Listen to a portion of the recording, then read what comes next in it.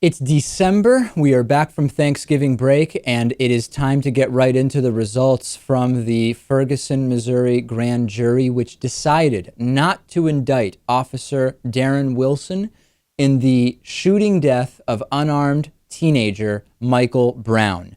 The grand jury decided that there would not be an indictment, and that is a very unusual decision for grand juries, and I'll tell you about that. We're going to be talking about this extensively, and we'll go through it piece by piece as I like to do.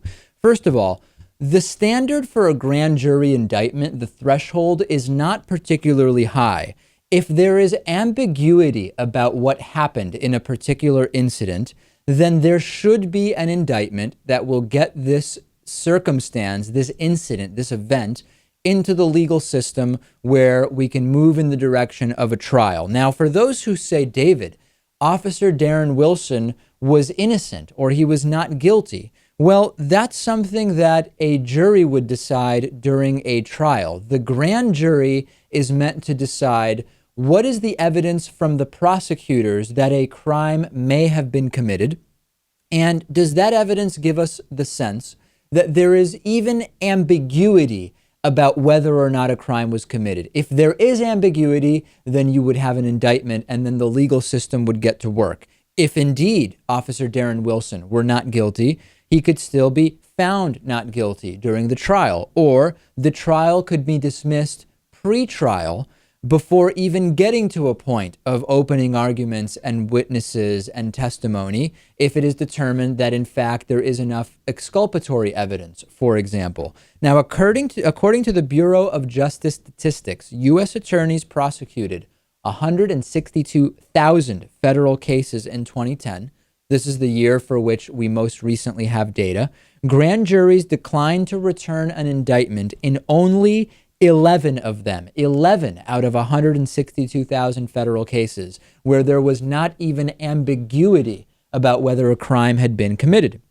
Andrew Leopold, a University of Illinois law professor, said, quote, "If the prosecutor wants an indictment and doesn't get one, something has gone horribly wrong. It just doesn't happen."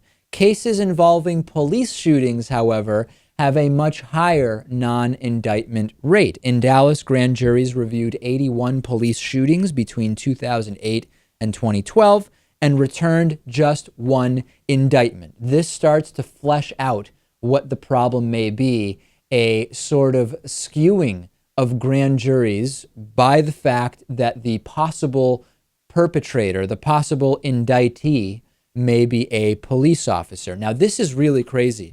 I'm like the last person to go to Supreme Court Justice Antonin Scalia to explain why why something isn't working or why we should look at something in a different way. But a broken clock is apparently right twice a day.